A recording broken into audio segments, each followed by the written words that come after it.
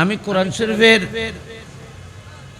সূরাতুদ দুহা থেকে কয়েকটি আয়াত আমি আপনাদের সামনে তেলাওয়াত করেছি।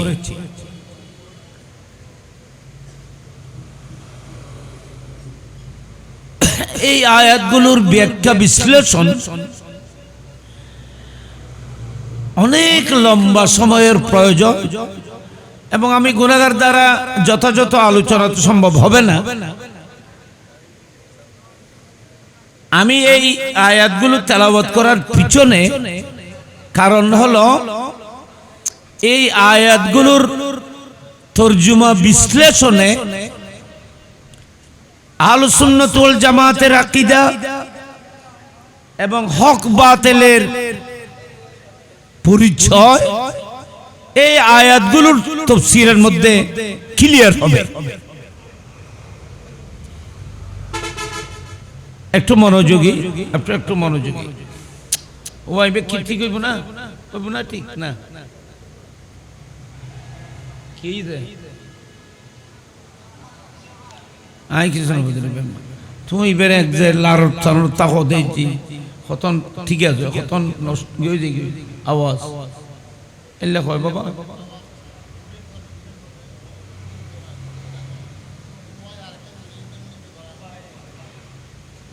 ওই মাইক দিও ইবে কতন ঠিক আওয়াজ ঠিক কতন ক্ষমা দিও।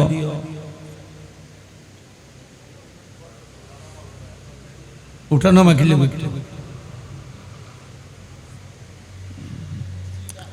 আইও ওয়াজ সাহেব মাশাআল্লাহ ভাই দেখে আই তো অনর কথা চিন্তা করি বাজ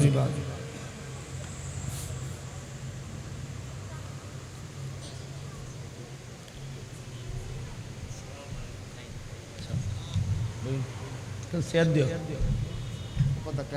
অসুস্থ মানুষ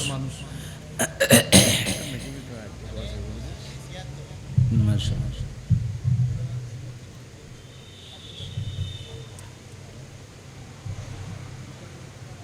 একটু মনোযোগী আপনারা।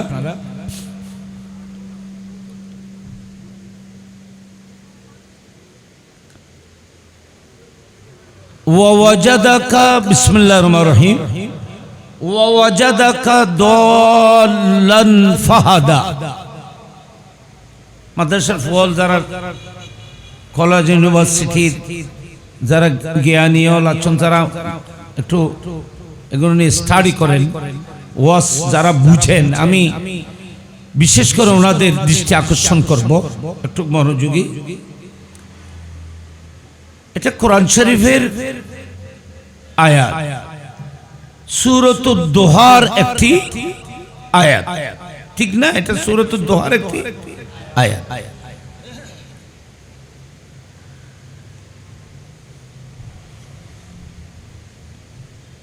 আমি শুরু থেকে তেলাওয়াত করি নাই, পরের অংশগুলো নিয়েও আলোচনা করব না, শুধু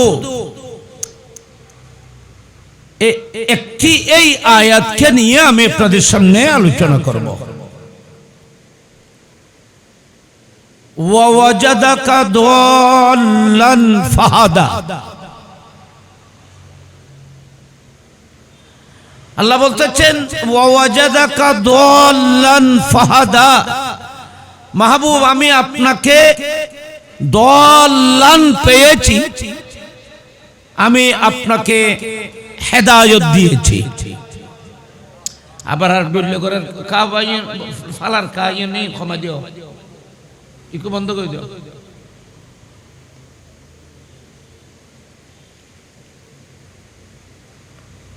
কথা কানা ধরো হইব তো এত নাই ওনারা ব্যাগুন এখানে লারি সারিয়ে উজর বদর করে ঠিক করেছি।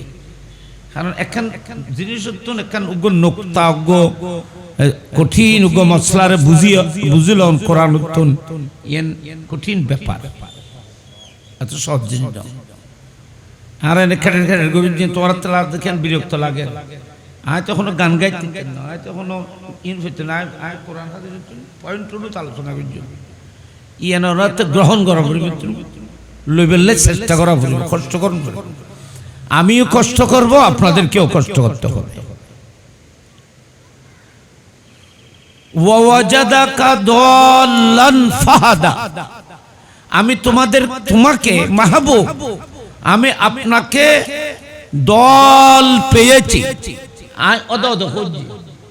আমি আপনাকে হেদায়েত দিয়েছি।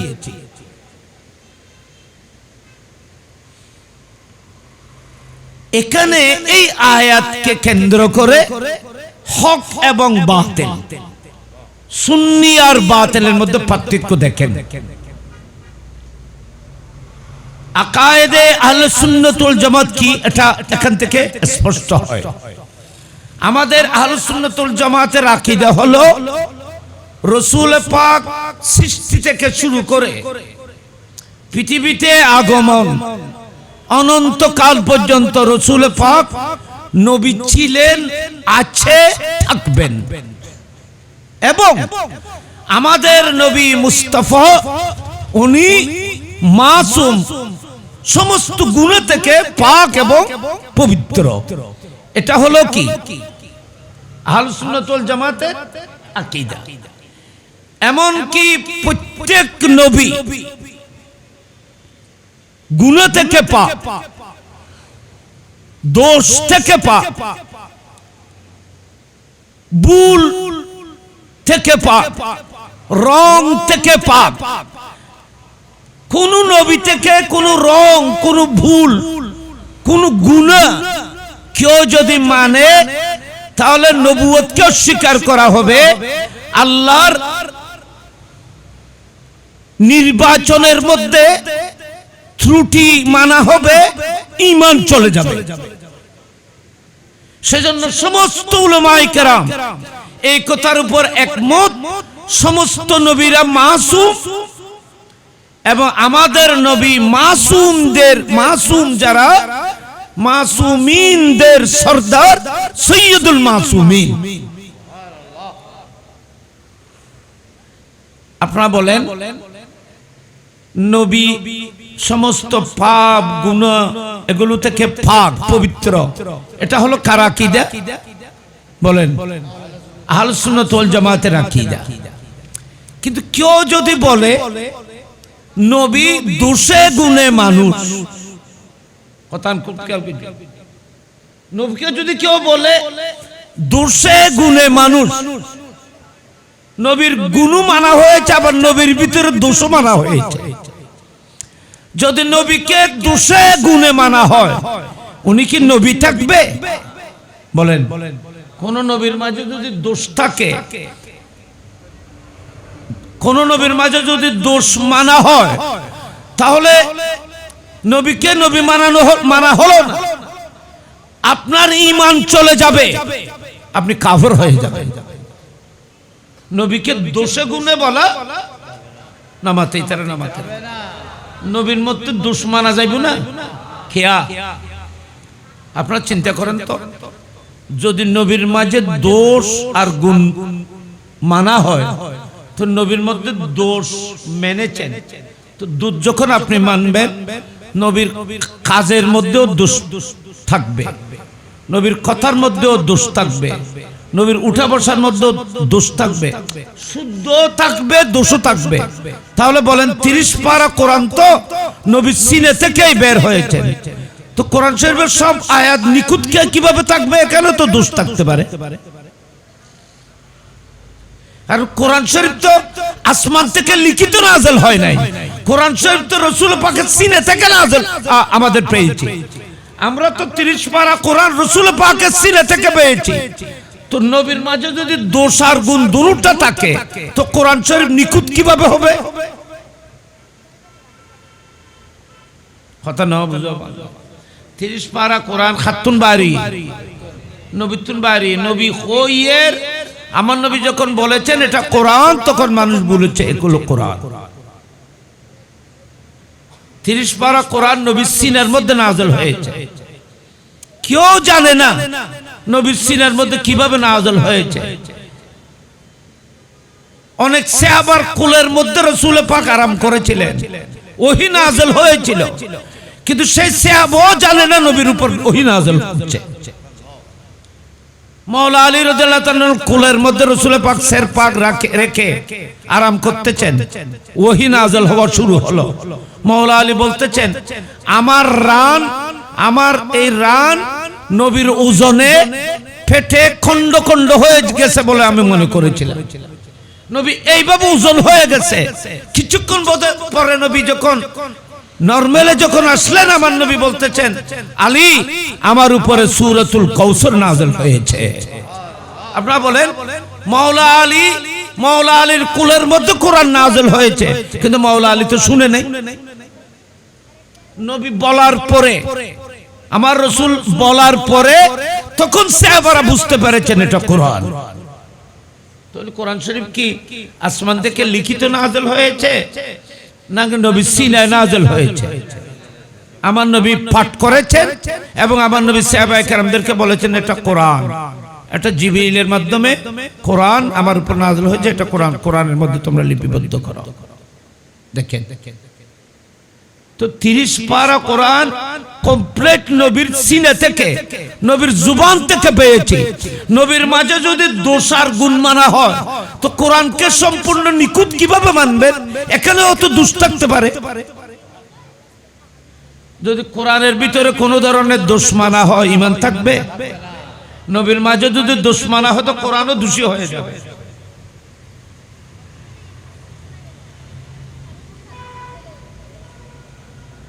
এখন একটি আপনারা একটু আমার একটু কথার দিকে একটু খেয়াল করেন। কোরআন শরীফের এই আয়াতের তরজুমায় হক এবং বাতিলের মাঝে পার্থক্য হচ্ছে। কিভাবে দেখেন, ওয়াজাদাকা দাল্লান ফাহাদা। আপনি যদি এই কোরআনের এই আয়াতের তরজুমা, অনুবাদ, ট্রান্সলেশন যদি দেখেন,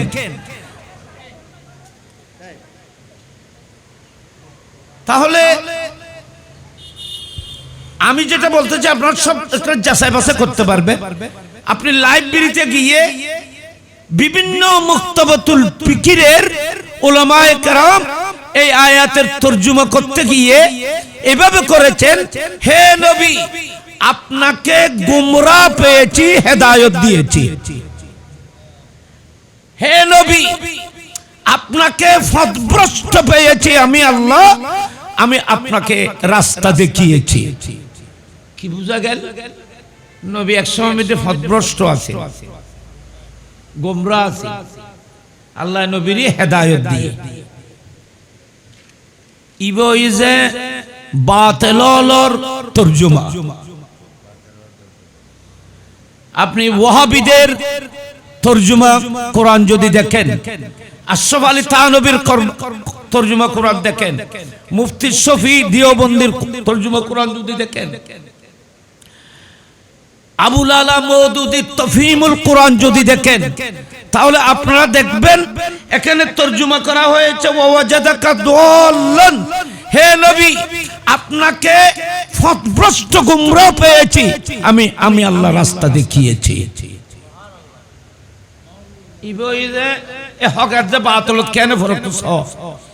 কোরআনের এই আয়াতের তরজুমা বাতিলরা এভাবে করেছেন।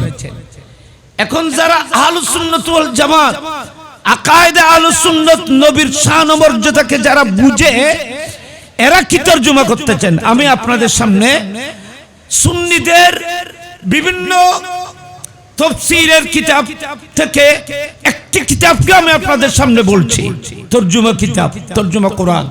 এটা হলো কনজুল ঈমান, আলা হযরতের তরজুমা কোরআন। সমস্ত বাতিলদের তরজুমা কোরআনে এখানে বলা হয়েছে দাল্লান মানে গোমরাহ, পথভ্রষ্ট। কিন্তু আলা হযরত আহলুস সুন্নাত ওয়াল জামাতের ইমাম আহমদ রাজা এটা তরজমা করতেছেন, মাহবুব, আমি আপনাকে আমার প্রেমের মধ্যে বিভোর পেয়েছি, আমি আপনাকে আমার দিদার দান করেছি। আল্লাহু আকবার বলেন না? আল্লাহু আকবার। তোমার মাইকে বেদ ওয়াজ করতে না, করতে আবার নোট দেবা। আজ শিক্ষারা এর কথা করতে যাব না, ইবে হলো মাইকা নিলে এত এত বালা বালা মাইক আছে। আওয়াজ গরিবের আগু দিয়ে আওয়াজ করেন আর হেল্প করেন বাজি কি আছে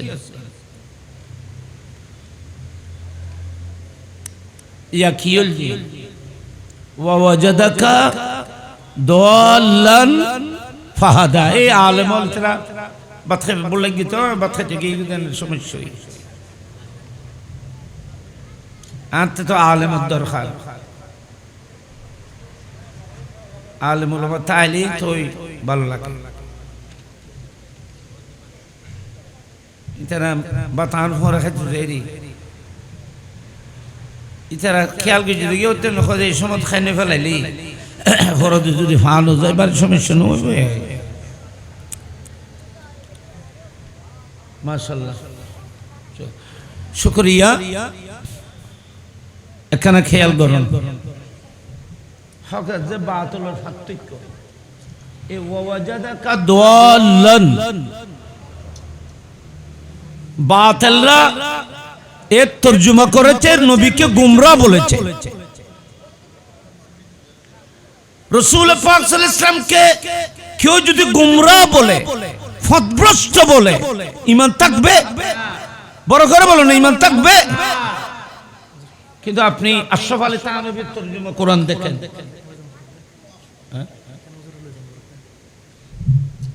আচ্ছা যাও না আবার আর তো না বাইরে জানতে নেই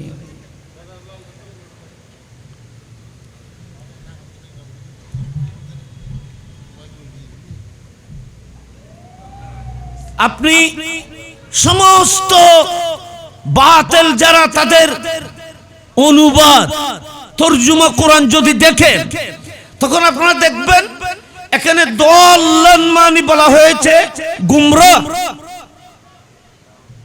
পথভ্রষ্ট এখানেই তো হক এবং না হক সুন্নি আর বাতিল এখানেই তো পার্থক্য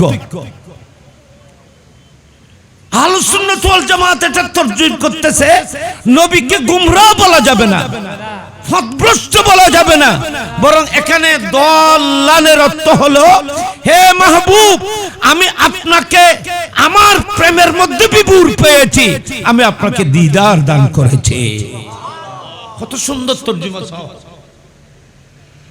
দাল্লান মানে আলা হযরত বলতেছেন প্রেমের মধ্যে বিভোর হওয়া আল্লাহর প্রেমে ভালোবাসায় রাসূল পাক বিভোর ছিলেন আল্লাহ বলতেছেন মাহবুব আপনি আমার সন্ধানে আমাকে পাওয়ার জন্য আমার প্রেমের মধ্যে আপনি বিভোর ছিলেন আমি আপনাকে মেরাজের রাত আমি আল্লাহ আপনাকে ৭০,০০০ পর্দা সরিয়ে আমি আল্লাহ আপনার সাথে দিদার করেছে দেখা দিয়েছে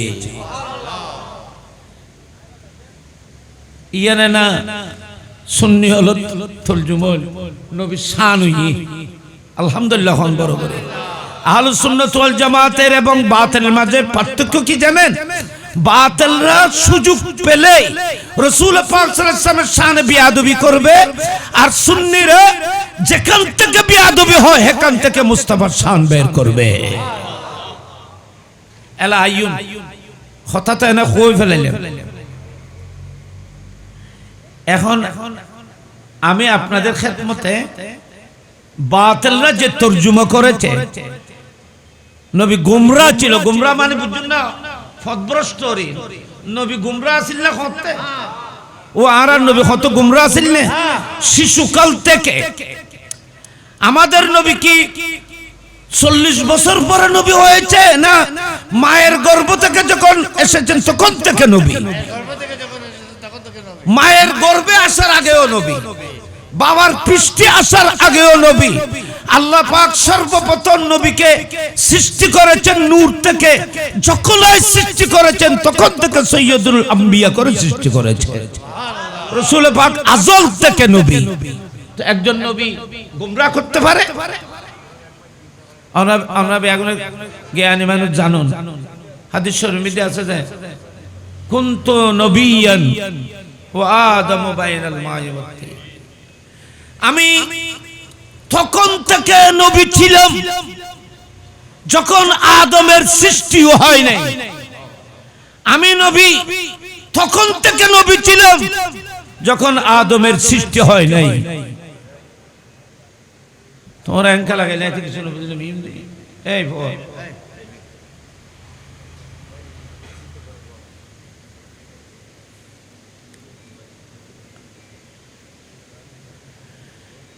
রাসূল পাক সাল্লাল্লাহু আলাইহি ওয়াসাল্লাম ইরশাদ করেছেন, قال النبي صلى الله عليه وسلم كنت نبيا, আমি নবী ছিলাম।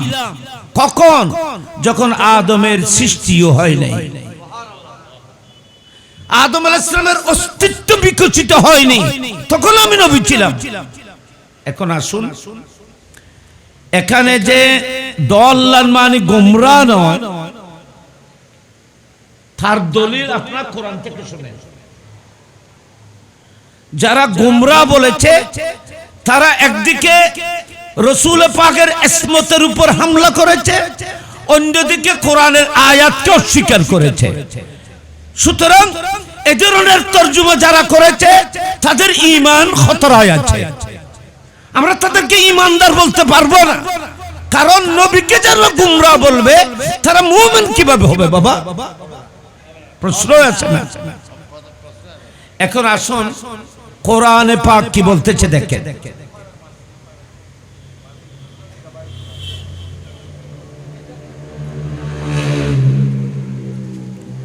কোরআন শরীফের একটি সূরা, সূরাতুন নজমে আল্লাহ পাক রব্বুল আলামিন ইরশাদ করছেন, ওয়ান নজমে, বিসমিল্লাহির রহমানির রহিম, ওয়ান নজমে ইযা হাওয়া মা দাল্লা সাহিবুকুম ওয়া মা গাওয়া। দেখেন, ওয়ান নজমে ইযা হাওয়া, ইম নজম মানি রাসূল পাক, নজমুন মানি রাসূল পাক, ইযা হাওয়া মানি আমার নবী একবার উপর থেকে নিচে এসেছেন, আবার নিচ থেকে উপরে গেছেন। হাওয়ার মানি দুটোটা, এগুলো তাহকিক করলে লম্বা হয়ে যাবে। আল্লাহ বলতেছেন ওয়ান নজমে, আমি ওই নূরের তারার কসম করতেছি যে নূর একবার আসমান থেকে পৃথিবীর দিকে এসেছিল, আর একবার পৃথিবী থেকে আমার মেরাজের রাত আমার দিদারে এসেছিল। নবীর আগমন, উপর থেকে নিচে আসা এবং নিচ থেকে উপরে যাওয়ার কসম করেছেন আল্লাহ কোরআন শরীফে।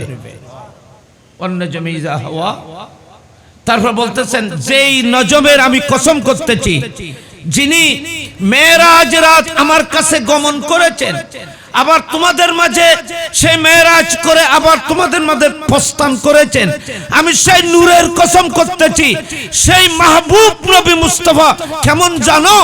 মা দাল্লা সাহিবুকুম ওয়া মা গাওয়া, আমার এই মাহবুব নবী কখনো গুমরাহ ছিল না, পথভ্রষ্ট ছিল না।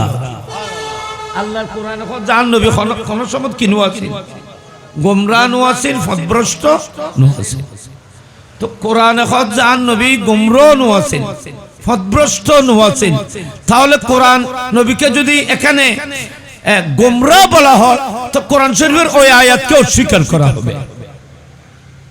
কথা বুঝতেছি না বাজি? কোরআন শরীফের আয়াতের মধ্যে জান নবী কখনো গোমরাহ ছিল না।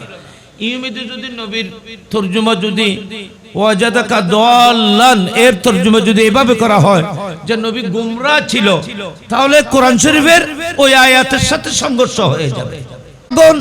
এই পৃথিবীর উম্মত ঈমানদাররা, তোমাদের নবী কখনো গোমরাহ ছিল না। মা দাল্লা সাহিবুকুম। আচ্ছা, ইমিদান একখান বড় একখান মজার কথা ইন খারাপ হইল। আল্লাহ হযরত তোমাদের নবী, তোমাদের নবী যারা কই এর ভিতর বিয়ন সাহাবাল মুমিনুন, তো আল্লাহ সম্বোধন করে যে ওয়া সাহাবাল ওয়া ঈমানদারন, তোমারা নবী কখনো গোমরাহ নওয়াছিন। আল্লাহ আখুদাতু ইল্লা করি কা কইলে আমভাবে সমস্ত মানুষকে সম্বোধন না করে শুধু ঈমানদারকে কেন সম্বোধন করেছ? আল্লাহ বলতেছেন এই জন্য সম্বোধন করেছি, কিয়ামত পর্যন্ত ওই সমস্ত ঈমানদাররাই আমার নবীকে গোমরাহ নয় বলে বলবে যাদের ভিতরে ঈমান থাকবে, আর যাদের কাছে ঈমান থাকবে না তারা নবীকে গোমরাহ বলবে। সেজন্য আমি এখানে মুমিনকে খাস করেছি। হ্যাঁ এনেখান ধরো কথা তোমরা বুঝো না না বুঝে করলে কথা বুঝো তাই না বাজে খস্তর আনতে পার খস্তর কথা তোমরা নবীদের লিখে তো ওয়াজাদাকা দাল্লান ফাহাদা ওয়াজাদাকা দাল্লান মানে এখানে গুমরা নয়। তো এখানে অর্থ কি হবে? এখানে অর্থ হবে যদি দাল্লান মানে গুমরাহ হয় তাহলে আরেকটি আয়াতের সাথে কি হয়ে যাবে? সাংঘর্ষিক হয়ে যাবে। কোরআন শরীফের কোনো আয়াত সাংঘর্ষিক নয়, এ ধরনের তরজমা করলে ঈমান চলে যাবে। সুতরাং কোরআনের দুটো আয়াতকে যদি মানতে হয় তাহলে এই কথাই মানতে হবে আলা হযরত রাদিয়াল্লাহু তাআলা বলছেন এখানে আল্লাহ দাল্লান মানে প্রেমের মধ্যে বিভোর হওয়া, কাহারও প্রেমে পড়া, কাহারু মহব্বতের মধ্যে নিজের অস্তিত্বকে বিলীন করে দাও। যেমন আমাদের দেশে বলা হয় খতিবে উস্তাদুর ফানা ফিরুত ফানা ফানা ফির রাসূল নবীরুত ফানা ফানা ফিল্লাহ আল্লাহরুত ফানা ফানা মানিবে আল্লাহ ছাড়া কিছু দেখে না, এবে ফিরুত ফানা পীর ছাড়া কিছু বুঝে না। এরা এই মানুষটি উনি রাসূলের উপর নবীর প্রেমের উপরে ফানা কি মানি এটা মুস্তাফা ছাড়া আর কেউ কিছুকে দেখে না। আল্লাহ বলতেছেন মাহবুব আমি আপনাকে আমার প্রেমের মধ্যে বিভোর দেখেছি, আমি আপনাকে আমার দিদার দিয়ে ধন্য করেছি। এলাইয়ানোর পক্ষে এলা দাল্লানোর মানা ঠিক ধরো ওয়াজাদাকা দাল্লান ফাহাদা। এই এখানে বাতিল আর আহলুস সুন্নাত ওয়াল জামাতের পার্থক্য হলো যারা বাতিল তাদের আকীদা হলো নবী গুমরাহ ছিল আল্লাহ হেদায়েত দিয়েছেন, আর আহলুস সুন্নাত ওয়াল জামাতের আকীদা হলো নবীকে কখনো গুমরাহ এটা মুস্তাফার শানে বলা যাবে না, এটা কুফরি। তো এটা মানে কি হবে? হয়তো মানে হবে মুস্তাফা আল্লাহর প্রেমের মধ্যে বিভোর ছিল, আল্লাহর তালাশে ছিল, আল্লাহ পাক মুস্তাফাকে দেখা দিয়েছেন।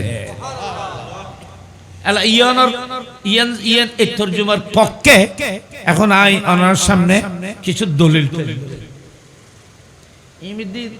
দাল্লান মানে যে প্রেম মহব্বতের মধ্যে সরসার আছিল ইয়ানোর পক্ষে আই কোরআন উত্তম দলিল পেশ করি। ওরা কারা খেয়াল করে মনোযোগী হইলি তো বালালা আবিন কোরআন শরীফ একদা কোরআন উত্তম কইম দেরি খেয়াল কর বাবা এটা আলেমল আছে আর একখানা কি একখানা হেল্প করিবে কোরআন শরীফ আয়াত তো বিসমিল্লাহির রহমানির রহিম ইজ ক্বালু লা ইউসুফু ওয়া আখুহু আহাব্বা ইলা আবিনা মিন্না ইন্না আবানা লাফি দালালিম মুবিন। কোরআন শরীফের আয়াত ইবে সূরা ইউসুফ তুন ফিল্লাম সূরা ইউসুফ কোরআন শরীফে দেখো সূরা ইউসুফ আছে না নাই বাবা? সূরা ইউসুফ মে দেখো আয়াত আছে ইজ ক্বালু লা ইউসুফু ওয়া আখুহু আহাব্বু ইলা আবিনা মিন্না ইন্না আবানা লাফি দালালিম মুবিন। এটা আবসা বল আছে। সম্মানিত হাজিরিন এখানে আল্লাহ কি বলছেন? তোমরা কেন মনোযোগী বা জ্ঞানী মানুষ শিক্ষিত মানুষ বৈশ্য ইম্বর মজার কথা ইন জানারা তাইলে পৃথিবীত কি হয় ওনারা মিসগাইড করে দিতেন গোমরাহ করে দিতেন। এই যে বহুত তরজমা কোরআন পড়ে মানুষ ঈমান যাবে বুঝি এটা গোমরাহ বাতিলদের তরজমা ইন সম্পর্কে তো আমরা তো খবর নাই অনেক এতলে বাতিলের তরজমা কোরআন ট্রান্সলেশন অনুবাদ এগুলো দেখেন, আহলুস সুন্নাত ওয়াল জামাতের ট্রান্সলেশন তরজমাটাও দেখেন, তখন হক এবং না হক আহলুস সুন্নাত ওয়াল জামাতের আকীদা হক এবং না হক এখানেই পার্থক্য হয়ে যাবে। জানেন কি আর গো ইমে দেখেন এই কথা কবে রাখে মিসাল কই কোরআন শরীফের মধ্যে ইয়া আইয়ুহান নবিয়্যু আছে না বাবা? যারা লাখ ফরজ তারা করতে কোরআন শরীফের মধ্যে আল্লাহ ইরশাদ করছেন ইয়া আইয়ুহান নবী, হে নবী। অনেক এই আশরাফ আলী থানবীর তরজমা কোরআনের অর্থ আছে আবার ইতার তরজমা যত বাতিল তরজমা কোরআন ইমেনাত আছে ইন কোন আয় কত নিয়ে রকজ না ইন আয় বিয়াগন দেখি কদরি রকজ ইয়া আইয়ুহান নবী আল্লাহ কোরআন শরীফের মধ্যে কইছে হে নবী আপনি আশরাফ আলী তানবীর তরজমা কোরআন দেখেন উনি তরজমা করতেছে হে নবী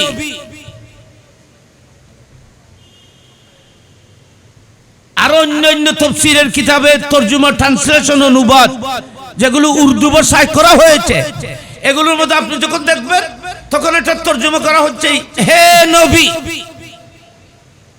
আরে হিন্দি বইও না হিন্দি হলো বইও ও ভাই হে নবী আমরা এখন চাই আল্লাহ কোরআন শরীফের মধ্যে নবীর ডাক দিয়ে যায় ইয়া আইয়ুহান নবী তিবে তরজমা করলাম যে হে নবী তো নবীর তরজমা হই না নামাতি তারা নামাত নবীর তরজমা হই না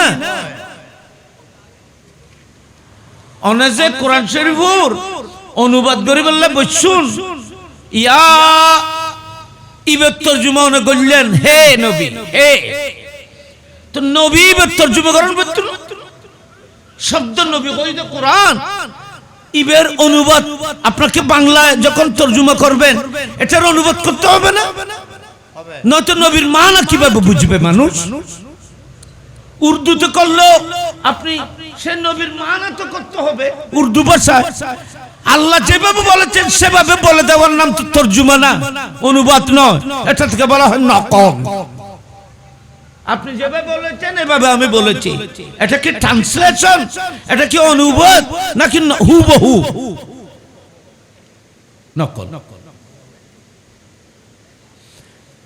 সমস্ত কোরআন শরীফের বাতিলদের কোরআন শরীফ আপনি উঠান এগুলো তো আর স্বীকার করতে পারবে না যখন উঠাবেন তখন দেখবেন ইয়া আইয়ুহান নবী তরজমা করেছে হে নবী নবীর তরজমা কি হয় না করে নবী শব্দের ভিতরে মানে কি জাতি থেকে লুকিয়ে রেখেছে এটা কোরআন শরীফের ট্রান্সলেশন অনুবাদের উপর অনুবাদের হক আদায় করা হয় নাই নবীর তরজমা করা হয় নাই কিন্তু আপনি আহলুস সুন্নাত ওয়াল জামাতের ইমাম ইমামে আহলে সুন্নাত ইমামে ইশক মোহাব্বত আকায়ে নিয়ামত ইমাম শাহ আহমদ রাজা আলা হযরতের তরজমা কনজুল ঈমান যখন উঠাবেন তখন আপনি দেখবেন ইয়া আইয়ুহান নবী তরজমা করতেছে হে গায়েব কে খবর দেনে ওয়ালা নবী একটু বড় করে বলুন না সুবহানাল্লাহ গায়েব কে বল তো নবী মানি যিনি গায়েব জানেন এবং গায়েবের খবর দিতে পারেন উনাকে নবী বলা হয় আলা হযরত সেই লফজ নবীর ট্রান্সলেশন অনুবাদ তরজমা করে দিয়েছে এটা লেস সুন্নাত যে ওয়াহাবি এর ভিতরে উড়ে যাইরে বহুত ব্যস্ত আছে মাঠে ময়দানে তুই চিনিবে কেন বহুত কেউ কিয়া মিলাদ গড়ের কিন্তু নবীর বেয়াদবি করে ইল্লো আছে না নেই কিয়ামে মিলাদে দরুদ শরীফি অনে দেবেন দিবে সুন্নি কিন্তু দেখা যায় দিবে নবীর 200 গুণে মানুষ এবার রক্ত মাংস করা মানুষ কয় আমাদের মতো মাটির মানুষ বলে ইন্দি সালাতু নি ওপরেই কিয়াম মিলাদ করে অনে কেন চিনিবে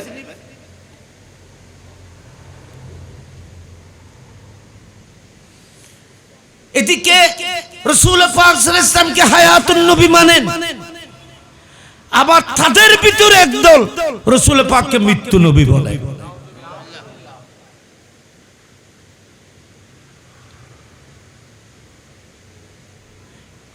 এখন আসুন আমরা এখানে মনোযোগী বাজি ইমিদি দল্লান মানে যে গুমরা নয় এখানে দল্লান শব্দের অর্থ যে প্রেমের মধ্যে বিভোর হওয়া এটা আমি কোরআন শরীফ থেকে প্রমাণ করতেছি প্রথমে এখন দল্লানের তাফসীর করতেছি না শুধু এটার জবাব দিচ্ছি আমি দল্লান মানে গুমরা নয় বরং দল্লানের দালালের এক মানা কাহারও প্রেমের মধ্যে বিভোর হওয়া খনিকার মহব্বতত পড়ান দুনিয়া মধ্যে বোধ কিওর মহব্বত মধ্যে পড়ে জুলাইখা ইউসুফ আলাইহিস সালামের মহব্বতের মধ্যে পড়েছে না পড়ে মজনুন লাইলির মোহব্বতে পড়েছিল।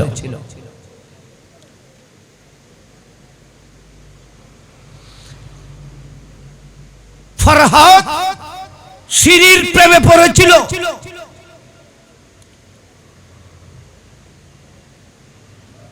লক্ষ লক্ষ ইমানদার আশিক রাসূল সুন্নি মুস্তাফার প্রেমের মধ্যে বিভোর।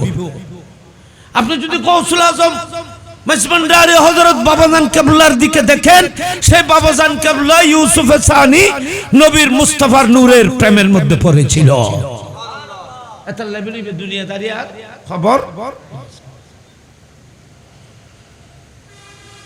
হযরতে বাজিদ বুস্তামি রাদিয়াল্লাহু তাআলা নুকে যুগে দেখেন, উনি ওনার সব কিছুকে নবীর প্রেমের মধ্যে বিভোর ছিল তিনি, সেজন্য নবীর দিদার পেয়েছিলেন তিনি। গাজী মিল্লাত ইমাম আহলে সুন্নাত হুজুর আল্লামা আজিজুল হক শেরে বাংলা রাহমাতুল্লাহ আলাইহির জিন্দেগি জীবনী যদি আপনি দেখেন, ওনাকে রাসূল পাকের মধ্যে আপনি বিভোর পাবেন। সেজন্য শেরে বাংলাকে মুস্তাফা মওতের বিছানার মধ্যে দিদার দিয়েছিলেন। ইনা নবী এখনো জানো যে যার প্রেমের মধ্যে বিভোর হয়, ইমিদের দলাল মানে কি বলেন? দলাল মানে বিভোর হওয়া, প্রেমে বিভোর হওয়া।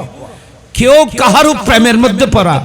মুস্তাফা রাসূল পাক সাল্লাল্লাহু আলাইহি ওয়াসাল্লাম আল্লাহকে পাওয়ার জন্য, আল্লাহর সান্নিধ্য পাওয়ার জন্য, আল্লাহ পাক রব্বুল আলামিনকে পাওয়ার জন্য মুস্তাফা বিভোর ছিলেন প্রেমে। রাতকে রাত, দিনে দিন, সপ্তাহে সপ্তাহ মুস্তাফা গারে সুরের মধ্যে, গারে হেরার মধ্যে অবস্থান করতেন। কোথায় আরাম, কোথায় সুখ, রাত দিন 24 ঘন্টা প্রভুর ধ্যানের মধ্যে থাকতেন। আল্লাহ বলতেছেন, মাহবুব আমি আপনাকে আমার প্রেমের মধ্যে বিভোর পেয়েছি, শেষ পর্যন্ত আমি আপনাকে ধরা দিয়েছি, দিদার দান করেছি। এই এলা দলাল মানে যে প্রেমত বিভোরন, ইন কোরআন মধ্যে কি হচ্ছে? তুমি দলাল মানে গুমরাহ কেন তরজমা করলেন? নবী শান, নবী গুমরাহ ছিল, আল্লাহ হেদায়েত দিয়েছে। গুমরাহ মানে পথভ্রষ্ট। নবী যদি পথভ্রষ্ট, ইবে দুনিয়ার রাস্তা দেখাইতে হচ্ছে। রাসূল পাক ওয়া বাবা ওনা কোন সাই নবী 40 বছর পরে নবী হই, তো ঈসা আলাইহিস সালাম খবসত থেকে নবী নামাতে আনা জ্ঞানী মানুষ না মাইতো না কেন? ঈসা আলাইহিস সালাম ৭০ নবী, ঈসা আলাইহিস সালাম 40 বছর পরতুন নবী না, না দুলুনুতুন নবী। কেন নবী আসলেন আর না বুঝে, কিন্তু কোরআনে কত ঈসা আলাইহিস সালাম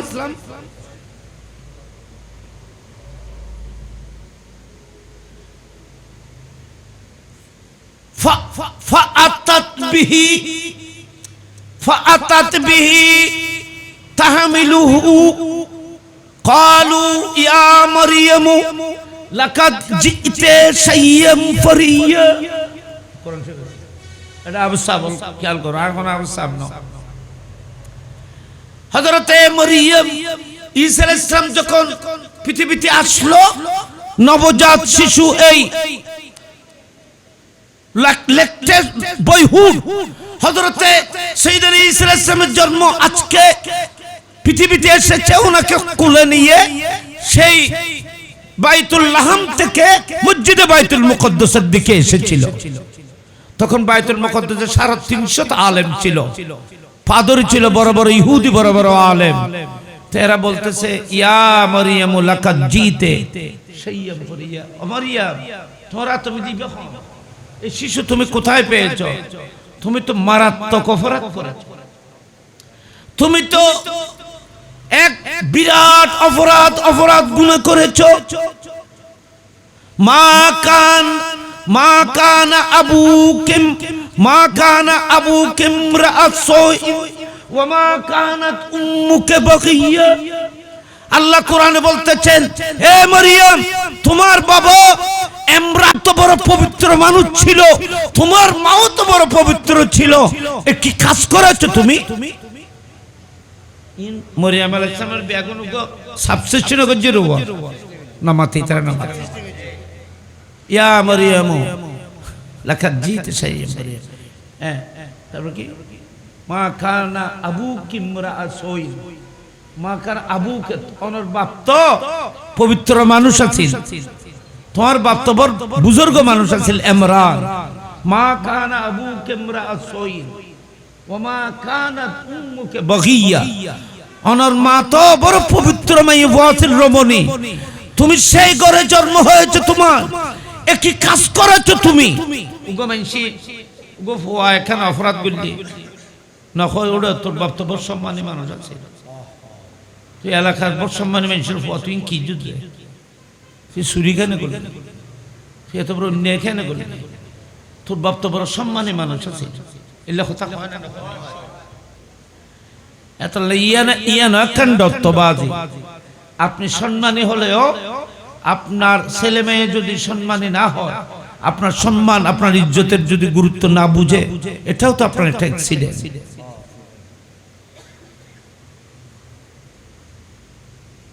তাহলে ফসল কোন তহমত আইলি ইয়ান মা বাপর সাফার তাহলে ফোয়াশায় যেন এমন কর্ম না করে যে কাজের কারণে হয়তো আপনি দুনিয়া থেকে যাওয়ার পরে হলেও আপনার বদনামি হবে আপনার অসম্মানী হবে সেজন্য ছেলে সন্তানকে আদর্শবান করার দায়িত্ব মা বাবার উপরে থাকে আনত তো দুনিয়া থেকে যাওয়ার পরে আপনার হয়তো আপনার কবরের মধ্যে মানুষ হয় বলতে অমুক অমুক ডাকাইতের বাবার খবর হইবে একথা যদি হয় অমুক সন্ত্রাসীর বাবার কবর এটা ওই খারাপ মানুষটির বাবা এখানে দফন করা হয়েছে ওনার বাপের কবর এখানে এ ধরনের কথা যদি কেউ বলে এটা তো সমস্যা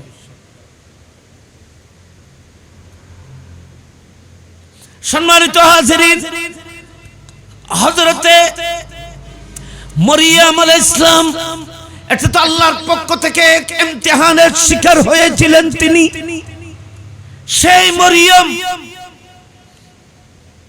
কি উত্তর দেবে উনি তো বলেছেন ফালান উকাল্লিমাল ইয়াউমা ইনসিয়া আল্লাহ বলেছেন হে মরিয়ম তুমি সন্তানকে নিয়ে যখন বাইতুল মুকদ্দাসে যাবে তখন নানান মানুষ নানান ধরনের কথা বলবে হয়তো তুমি কাহারও উত্তর দিও না তুমি কাহারও কি দিও না উত্তর দিও না কারণ উত্তর দিলে বাজিবে কথা হলি বাজিবে মানুষ তো তোমার মুখদি শব্দ বাইরন মাত্র দেবে দিনের বিভিন্ন রকমের তাবিল করিব ইকেন ইকে কথার টানাটানি করিব এতালে নিরাপদ হয়ে যে মন সাকাতা না যা মরিয়ম তুমি কোনো কথাই বলবে না নীরব থাকবে তাতাল্লাই মরিয়ম আলাইহিস সালামে ইশারা করবে কত ফালান উকাল্লিমাল ইয়াউমা ইনসিয়া আমি কোন মানুষের সাথে কথা বলবো না কথা না খর ফাআতাত বিহি কওমাহা হযরতে ঈসা আলাইহিস সালামকে কুলে নিয়ে মা মরিয়ম যখন আসলেন তখন বাইতুল মুকদ্দাসের সমস্ত পাদরীরা বড় বড় সম্মানী মানুষ আলেম এরা বললেন ক্বালু ইয়া মরিয়ম লাকাদ জিইতা শাইয়্যান ফারিয়া তুমি এক বিরাট অপরাধ করেছো মা কানা আবুকা ইমরাআসুইন তোমার বাপ অনেক পাক পবিত্র মানুষ ছিল গুনাহগার ছিল না ওয়া মা কানাত উম্মুকা বাগিয়া তোমার মা বড় পাক পবিত্র নারী ছিল সম্মানী রমণী ছিল কি করেছো তুমি তাদের শান মর্যাদার উপর তুমি হামলা করেছো ইল্লে করি যে তো কথা হর অনা মরিয়ম আলাইহিস সালাম কি হবে অনা কোন চাই কথা তো কোন করতে মানা তো মরিয়ম আলাইহিস সালাম কথা আশারাত ইলাই কোরআন শরীফে فأشارت إليه এবার কোরআন শরীফ তোয়াদুরি বলে فأشارت إليه হযরতে মরিয়ম আওয়াজ মুখে কিছু বলছে না সমস্ত পাদরী আলেমদেরকে বাইতুল মুকদ্দাসে শুধু একটি ইশারা করতেছে ওনার কোলে, ওনার দোলনার মধ্যে, অত কোলার এখানে মাহাত্মানি কোলো হইতে পারে, দোলনা হইতে পারে, তাফসীরের মধ্যে দুনোয়ান আছে। ফাশারাত ইলাইহি, ফাশারাত ইলাইহি, হযরত মরিয়ম বলতেছে তোমরা আমাকে অনেক বিরক্ত করেছো, নানান ধরনের কথা বলেছো, আমি আল্লাহর সাথে আমি ইন্নী নাযারতু লিররহমান সাওমা, আমি তো কথা না বলার নজর বউ করেছি, মান্নত করেছি, কথা বলবো না। ফাশারাত ইলাইহি, ওই হযরত ঈসা আলাইহিস সালামের দিকে ইশারা করলেন, হয়তো তোমরা এই দুধের শিশু ল্যাকটেশন আজকে মাত্র জন্ম হয়েছে, তোমরা এই দুধের শিশুর কাছে প্রশ্ন করো, উনি বলবে ওনার বাবা কোন, উনি কোথা থেকে এসেছে। এ মরিয়ম আলাইহিস সালাম ইশারা করছে কমিকে বাচ্চা বাচ্চা ডর হইয়ে না কথা করতে দিলে না, না শিশু এই জন্ম হয়ে যায়। তো এবার দোলনামে দিরে কি বাইতুল মুকদ্দাস, তো এইটা রাখো যে ওয়া মরিয়ম এক খাম গজ্জু অপরাধ, আবার তুই ইশারা করো যে গুরু ফল মিকে গুরু ফাইবে কথা করতে রে না, হ্যাঁ তুই আর আরে নিজরে বাঁচাই বেল্লাই ওই জিয়ান সম্ভব নয়, কেউ দেখাই দিতে লিখবো না বাচ্চাই বের মিকে, তুই আর আর ইশারা করি কিল্লে দেখাই দিতে লিখবো, ছোট মাসুম শিশু ধোলনায় উনি কি কথা বলতে পারবে? ইয়েন মানসি প্রশ্ন করে বলি, প্রশ্ন এই ধরনের কথা কই আবার মারে কষ্ট দিব বলি ঈসা আলাইহিস সালাম আর দেরি ন করে, মা জাতি ইশারা করছি, ইশারা করার সাথে ফাশারাত ইলাইহি ক্বালা ইন্নী আব্দুল্লাহ। দেখেন কোন মানুষ এতরাজ করার সুযোগ দেয় নেই। হে মরিয়ম, তুমি বাঁচার জন্য আরেকটি পায়তারা করতেছ, আরেকটি ষড়যন্ত্র করতেছ, এটা বলার জন্য সুযোগ না পায় মা ইশারা করার সাথে সাথে ঈসা আলাইহিস সালাম কাত হয়ে বাদশার মতো বসে উনি নিজের পক্ষ থেকে জবাব দিচ্ছিলেন। কোরআন শরীফ বলছে ক্বালা ইন্নী আব্দুল্লাহ। এ বনি ইসরাইল, আমার মাকে তোমরা অনেক টর্চারিং করতেছ, টর্চারিং করতেছ, কথা দিয়ে অনেক আঘাত করতেছ। আমার মা এতক্ষণ আমাকে অনুমতি দেয়নি, নয়তো আমি আরো আগে কথা বলতাম। এখন আমার নবী আমার মা যখন আমাকে অনুমতি দিয়েছেন, আমার দিকে যখন ইশারা করেছেন, এখন আমি কথা বলার অনুমতি পেয়েছি, এখন কথা আমি বলতেছি, আমার দিকে আসো, আমার মা বলবে না ইন্নী আব্দুল্লাহ, আমি আল্লাহর বান্দা হয়ে পৃথিবীতে এসেছি। আতানিয়াল কিতাব, আল্লাহ রাব্বুল আলামিন আমাকে একটি কিতাব দিয়েছেন, বড় একটি কিতাব ইনজিল দিয়েছেন। ওয়া জাআলানি নবিয়্যা, আল্লাহ আমাকে মায়ের গর্ভ থেকে, মায়ের গর্ভে আসার আগ থেকে, আজল থেকে আল্লাহ আমাকে নবী করে পৃথিবীতে পাঠিয়েছে। আল্লাহু আকবার বলেন, আল্লাহু আকবার, আল্লাহ।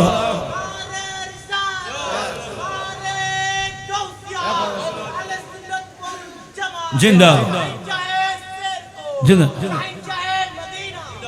ওয়া বাবা না খন সাই আমরা জ্ঞানী এলা বুঝন।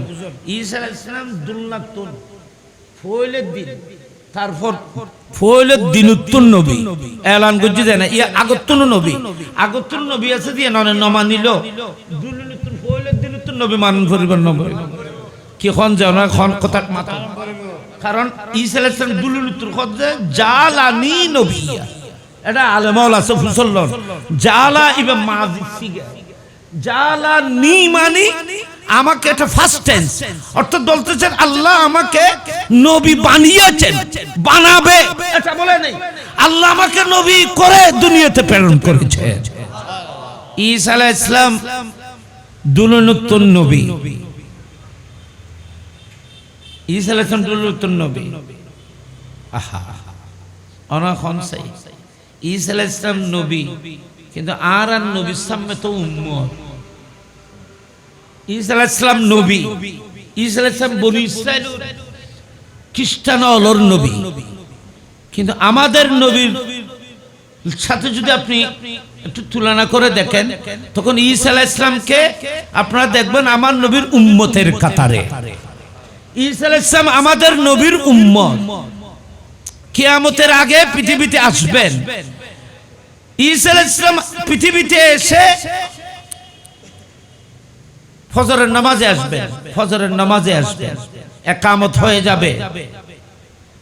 মুসল্লার মধ্যে হযরত ইমাম মাহদী নামাজের ইমামতি করার জন্য দাঁড়াবেন মসজিদে দামেস্কে। ফজরের আজান হয়ে যাবে। ঈসা আলাইহিস সালাম আসমান থেকে মিনারায়ে বয়দা হয়ে ফেরেশতার কাঁধে করে আসমান থেকে আসবে, এসে মাত্র মসজিদে দামেস্কের মসজিদে ঢুকবে। তখন ফজরের আজান হয়ে গেছে, একামত চলতেছে। ঈসা আলাইহিস সালাম মসজিদে যখন ঢুকবে, মুসল্লিদের মধ্যে একটা আওয়াজ হবে যে হযরত সাইয়েদনা ঈসা আলাইহিস সালাম তাশরীফ এনেছেন। আমরা একা সিনেমার মসজিদের ভিতরে আতিককে যদি রাসূল পাক আতিকে যদি গোস পাক আই আর মানুষ ক্যাং করি ন দেখো যে না দেরি তো আছিয়ে না হইতে তেনে দুরুন মরে যাবে, বেহুশের পরিস্থিতি দেবে। ইয়া ঈসা আলাইহিস সালাম নবী, কমপ্লিট একজন নবী মসজিদের ভিতরে ঢুকেছেন। যাদের কাছে এসেছেন এরা উম্মত, ফজরের নামাজ পড়ার জন্য কাতারে আসতেছে। ঈসা আলাইহিস সালামকে দেখে এরা খুশি আনন্দ হয়ে একটা আওয়াজ করবে, সাইয়েদনা ঈসা আলাইহিস সালাম তাশরীফ এনেছেন।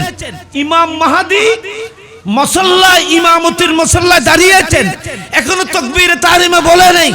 ঈসা আলাইহিস সালাম এসেছেন এই কথা শুনে মাত্র তিনি মুসল্লা থেকে নেমে ঈসা আলাইহিস সালামকে ইমামতির দায়িত্ব দেওয়ার জন্য যখন চেষ্টা করবেন, ঈসা আলাইহিস সালাম হাত জোড় করে ইশারা করে বলবে, এ ইমাম মাহদী, ইমামতি তুমি করো, আমি তোমার পিছনে নামাজ পড়তে এখানে আসমান থেকে এসেছি। অর্থাৎ হযরত ঈসা আলাইহিস সালাম বলতেছে, আমি নবীর পাওয়ার নিয়ে পৃথিবীতে আসি নাই, আমি তো আখিরি জামানার নবী মুস্তাফার উম্মতের উম্মত হওয়ার জন্য এসেছি, আমি কলিজা ঠান্ডা করতে এসেছি। সে আখিরি নবীর একজন ওলির পিছনে নামাজ পড়ে আমার কলবকে অন্তরকে ঠান্ডা করতে এসেছি। এখন ওরা চিন্তা করিছন ওনারা আর কি মর্যাদা, মুস্তাফার একজন উম্মতের পিছনে ওলির পিছনে একজন জলিলুল কদর নবী ঈসা আলাইহিস সালাম ইক্তেদা করে নামাজ পড়বে। আর নবী নামাজি বে তারিফ গজি 1000 বছর আগে হতে ঈসা আলাইহিস সালাম আয় বুঝে না, আর নবী তারিফ করে যে হয়তো আর আমার উম্মতের ওই নামাজের অবস্থা কেমন হবে, আমার উম্মতের ওই নামাজের পাওয়ার কেমন হবে যখন ইমাম আমার উম্মতের ওলি হবে, মুক্তদি একজন জলিলুল কদর নবী হবে। আর শান আর ইজ্জত আর নো বুঝি বুঝুন না, আর ইজ্জত নো বুঝি, নিজের সম্মান নিজের বকারে আর নিজে বুঝি না পারে, আর ধ্বংস করে। তো ঈসা আলাইহিস সালাম এই বে তুই বে মুসাদ্দাবাদ জালের কোনে তিরাডের ভিতরে কোন জালাই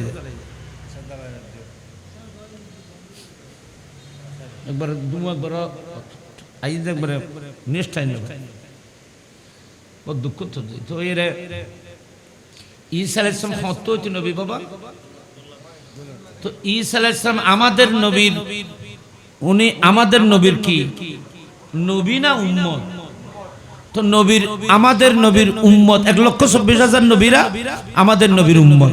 তো নবীর উম্মত হয়ে যদি দুলনা থেকে নবী হয়, তো নবীর নবী হয়ে উনি যদি 40 বছর পরে হয়, তো ঈসা আলাইহিস সালাম সরস না আমাদের নবী দামি? কিভাবে দামি হবে? নবী তো 40 বছর বাদে নবী হয়েছে, ঈসা আলাইহিস সালাম তো দুলনা থেকে নবী। তাহলে সম্মান হইব না ওই না নামাতে যারা রাসূল পাককে 40 বছর বাদে নবী বলেছেন, এরা ইহুদিদের দালালি করেছে, খ্রিস্টানদের দালালি করেছে। এটা নিয়ে একটা আলোচনা হয়েছিল। নবী 40 বছর পরে নবী, এর আগে নবী নুয়াসিন ইয়েনুগ্য মুলি সাহেব হই বাইরেল বক্তা বাতিলের একজন মৌলবী। এর দলিলাদিল্লার মাধ্যমে আমি কোরআন হাদিস থেকে অনেক দলিল পেশ করেছি। কেনে কেনে ইবে আন নম্বরই বেফাই আন মোবাইল নম্বর ফাই ডাকাতুন মুলি সাহেব আর কাছে সরাসরি ফোন করে আমাকে বলতেছে, কিন্তু মানুষ কথাবার্তা আদব মানে খুব সুন্দরভাবে কই বলতেছে, হুজুর আমি আপনার কথাগুলো শুনেছি, আমি এটা এইভাবে বলেছি, আপনার উত্তর কথাগুলো শুনেছি। হয়তো নবী যে 40 বছর পরে নবী হয়েছেন এটার এই বিষয়ের উপর আমি একটা লিখতেছি, দলিল লিখতেছি। তো হ্যাঁ, তো আনলো প্রায় 1 ঘন্টা হতো, তো দলিল লিখতেছি। তো আমি দলিলের মধ্যে কি কি লিখতেছ, আমাকে 2-1টি দলিল শুনো। হয়তো না, আমি লেখার পরে একটা পাণ্ডুলিপি আমি আপনার খাতে পাঠাবো। ঠিক আছে, তুমি বইটি লেখার পরে ছাপানোর আগে, সমাজে মানুষের পাওয়ার আগে পাণ্ডুলিপিটা আমার কাছে আগে পাঠাবে। এটা আমার সাথে তোমার সাথে একটা প্রাইভেট কথা হলো।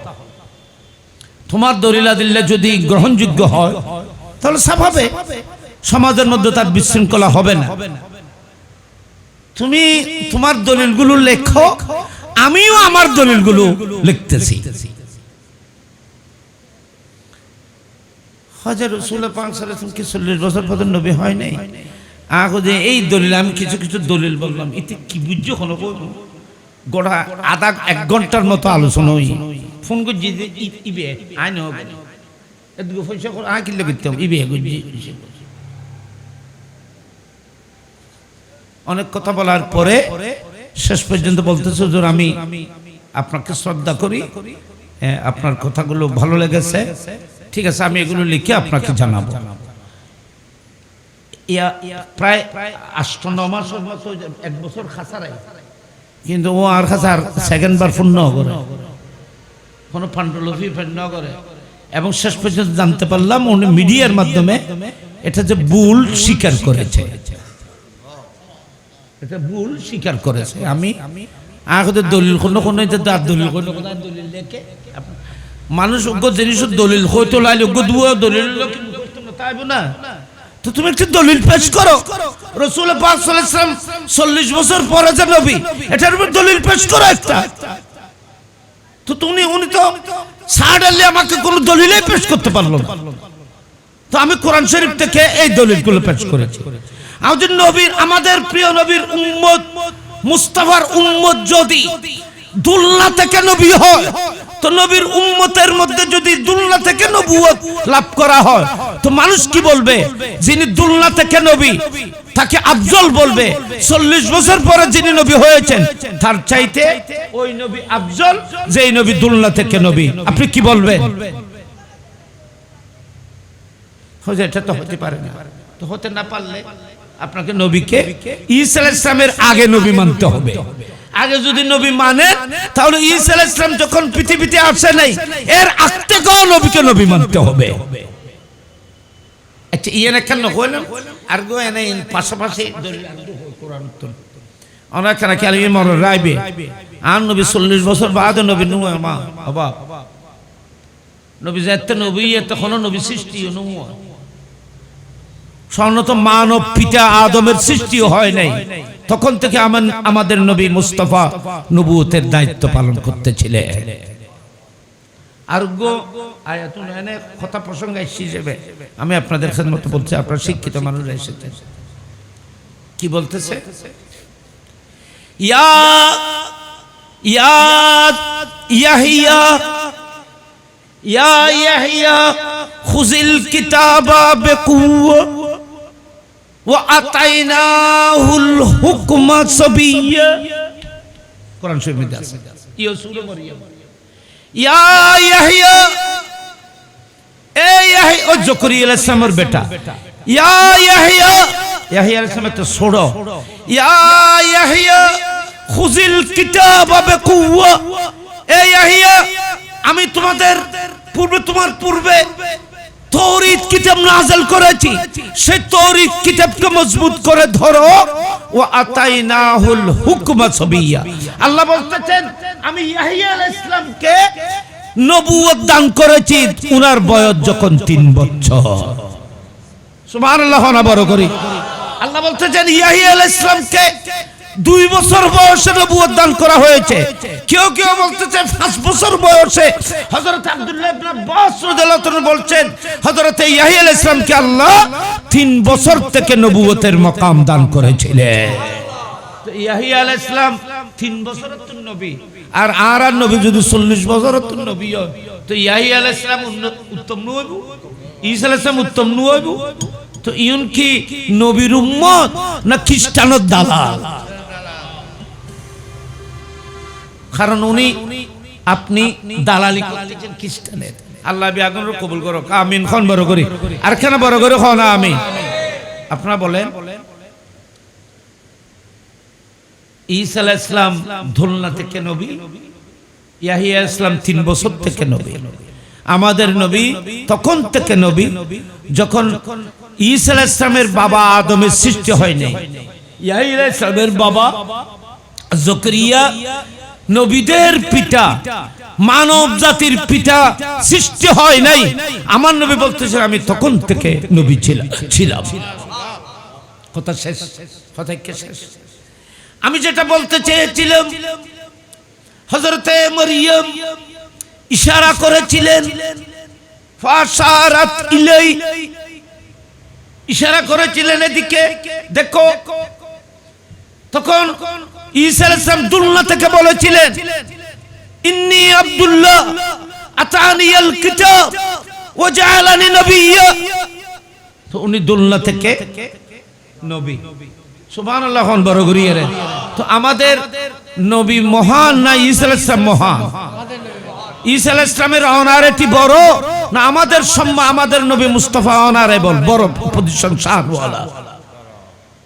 তো ঈসা আলাইহিস সালামের এই কথা কোরআন শরীফে এই জন্য নকল হয়েছে জাতি যেন বুঝতে পারে আমার নবীর, হে বিশ্ববাসী, আমার বন্ধুর উম্মত যদি মায়ের কোল থেকে নবী হয় তো আমার নবী কখন থেকে নবী হবে, যিনি নবীদের নবী। এটা বুঝার জন্য এগুলো কোরআন দিয়েছে। তা আসুন, আমি যেটা বলতে চেয়েছিলাম, কোরআন শরীফের মধ্যে দলাল শব্দকে মহব্বতের অর্থের মধ্যে ব্যবহার করা হয়েছে। আব্বু দলাল, দলাল, দলাল ওই যে দলাল, ওয়াজাদাকা দলাল, দলাল মানে গোমরাহ। কোরআন বলতেছে দলাল মানে শুধু গোমরাহ নয়, দলালের এক মানা হলো মহব্বতে বিভোর হওয়া। নবীর জন্য যখন কোন শব্দের তর্জমা করা হবে তখন নবীর শান মোতাবেক করতে হবে। জান নাকি নবী, আমাদের নবী সৈয়দ, দেশত সর্দারেরও মেম্বার চেয়ারম্যানেরও সৈয়দ, সৈয়দুল কৌম হয়। তো সৈয়দ মানে সর্দার, সৈয়দ মানে সর্দার, কিন্তু ইমিডিয়েট সৈয়দ মানে নেতা করতে রিবে সাধারণ মানুষের। কিন্তু লফজন নেতা হবে কি মুস্তাফা যে সৈয়দ, এই সৈয়দের তর্জমা কি নেতা হবে? কারণ নেতা শব্দটি মুস্তাফার জন্য ইউজ করা যাবে না, কারণ এটা সাধারণ মানুষের জন্য ব্যবহৃত হয়। লফজ সৈয়দের তর্জমা শুধু নেতা নয়, সৈয়দের এক মানা হলো আশরাফ, সৈয়দের এক মানা হলো পজিশন ওয়ালা, সৈয়দের এক মানা হলো শান মর্যাদা ওয়ালা। যেমন নাকি ধরুন গোস্তর হাদিসের মধ্যে সৈয়দ হয়, গোস্তরে গোস্তরে মাংসরে সৈয়দুত তোয়ামে আল্লাহামো। আর নবী হদে তরকারি হলো ভিতরে গোস্ত হয়ে যায় সর্দার, ইমি কি নেতা হয়ে যায় না? গোস্তরে কি নেতা হয়ে যায় না? সৈয়দ মানি নেতা ন, ইমিতে সৈয়দ মানি মজাদার। আল্লাহ সৈয়দ বুখারী শরীফের হাদিসে, বুখারী শরীফের মধ্যে হাদিসের মধ্যে আছে আল্লাহ বলতেছেন, আমার নবী ইরশাদ করেছেন আস-সাইয়্যিদু হুয়াল্লাহ। হাদিসে পাক বুখারী, আস-সাইয়্যিদু হুয়াল্লাহ, আল্লাহই একমাত্র সৈয়দ। তো আল্লাহকে কেউ নেতা বলবে? তো আল্লাহ তো সৈয়দ হওয়া গেই। ইন নজানিয়ে রে জিতে জিতে নগজ্জু, জিতে জিতে করলি ঈমান উঠে যাইবে, ঈমান খতরায় পড়বে, ঈমান চলে যাবে। এখানে জিত করার কিছু নাই, বুঝার জিনিস বুঝতে হবে। আস-সাইয়্যিদু হুয়াল্লাহ, একমাত্র সৈয়দ আল্লাহ। তো এখানে কি সৈয়দ মানে কি নেতা বলা যাবে? বলেন না, বলা যাবে? এখানে সৈয়দ মানে মহান। আমাদের নবী মুস্তাফাকে আল্লাহ সৈয়দুল আম্বিয়া করেছেন, সৈয়দুল মুরসালিন করেছেন, সৈয়দুল কওন ওয়াল মাকান করেছেন। ওই নারা দে ওখানে বলা বলা নারে তাকবীর ওয়া কত বাজুরে চলে নারে রিসালাত, নারে রিসালাত। না না না ভাই উশার ভাই ভাই নারে রিসালাত, নারে গাউসিয়া। হযরত আল্লামা জনাব মাওলানা আবুল কাসেম তাহের সাহেব, মারহাবা মারহাবা। হযরত আল্লামা জনাব মাওলানা আবুল কাসেম তাহের সাহেব। কথা বহুত কঠিন, দর কথা।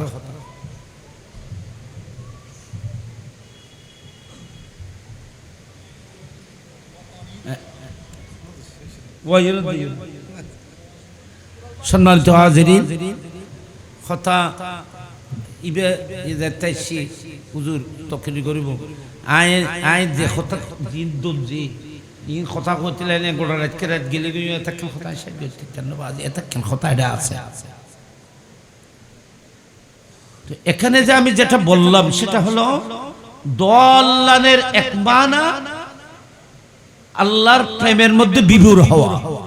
এই একখান একখান করবি ইয়ান কইতাম যে হতাল্লাই যে কোরআনের আয়াত দ্বারা এই তরজমাটি যেটা আলা হযরত করেছেন এটা হুবহু কোরআন মোতাবেক তরজমা করেছেন। যারা রাসূল পাককে দল মানে গুমরাহ করেছেন এরা নিজেও গুমরাহ হয়ে গেছে, জাতিকেও গুমরাহ করেছে। এরা নিজের ঈমানও হারিয়েছে, জাতির ঈমানও ডাকাতি করেছে। আমি এটা কোরআন থেকে বলতেছি, যেহেতু আল্লাহ খুদ কোরআনে মুস্তাফার জাত থেকে দলালত এবং গাওয়ায়াতকে কমপ্লিটলি নফি করেছে। মা দাল্লা সাহিবুকুম ওয়া মা গাওয়া। এখানে আল্লাহ পাক রব্বুল আলামিন বন্ধুর মাহবুবের শানে বলতেছেন আমার নবী কখনো গুমরাও ছিল না, পথভ্রষ্টও ছিল না। এখানে গাওয়ায়াত দলালত কাকে বলে ইন তরজমা কইতে মিলে আমরা তা কেনার সময় দিতেন আর কোন ওনারা নাই বুঝাইতে পারতেন না, মাথা বুঝ কলেজ এলা ইমেদি তো গুমরাহ ন আল্লাহর প্রেমবিধি বিভোর আছিল। ইয়ে নাই কোরআন উত্তম প্রমাণ করে অনেক খেয়াল করবে কথা ইয়ান কইছে বুঝরে তকরি করব। ইতারা তিন সেকেন্ড মাহফিল ইতারা আরকান কোন আছে না করতেন না। আমি বুড়া মানুষ আয় না সূর্য দেখতেলি আল্লাহ বালা, কিন্তু বাজিয়ে যেতে ইয়ান সমস্ত কিছু কোন করে কি হবা বিচারের কথা কই বেশি নয়। কোরআন উত্তম দলাল মানে দল মানে যে গুমরাহ ন, দল মানে যে প্রেমত বিবরণ ইয়ান কোরআনত কই।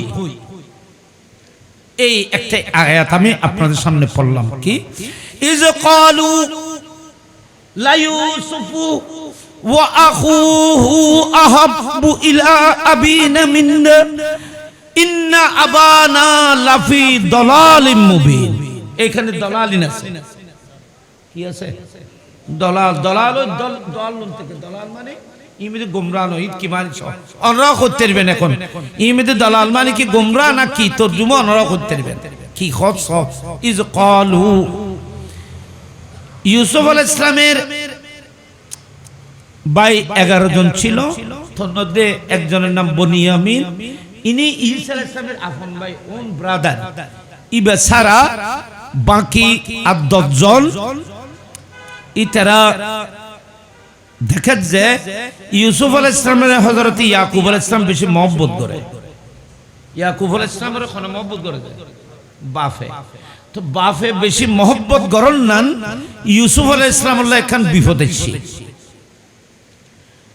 ফুয়া দস্যু আছে বারুগো এটা ইবেরে যে মহব্বত বেশ করে ভাই আর গুনে ইয়ান সহ্য ন করে ন করতে গেলে ইউসুফ আলাইহিস সালামের হাকিকত ন জানে। ইতারা জিয়ান ইয়াকুব আলাইহিস সালামে জানি, ইয়াকুব আলাইহিস সালাম কি জানি যে আমার ইউসুফ আল্লাহ ওনাকে নবুয়তের তাজ দান করেছেন, উনি নবী হবে এবং আমার পরে আমার এই মিশনকে আমার ইউসুফ আলাইহিস সালাম জারি রাখবেন যে ফুয়াজিবে ভবিষ্যতে বড় মর্যাদাবান হবে ইয়ান বাপের নবুয়তের দৃষ্টিতে দেখি এনে যাই ইউসুফ আলাইহিস সালামের একটা মহব্বত স্বাভাবিক মহব্বত গুজি ওইটার কোনো মহব্বত ন করে জানো কিন্তু এবারে একটা বেশি মহব্বত গুজি দিয়ে ইয়ান ভাই আর গুলো সহ্য করে নেওয়া পারে ওরা কোন চাই ইয়াকুব আলাইহিস সালাম ইউসুফ আলাইহিস সালামের কিজি যায় না মাত্র কিজি যায় বেশি গজ্জি অন্যান্য ফলর মহব্বত আসিল না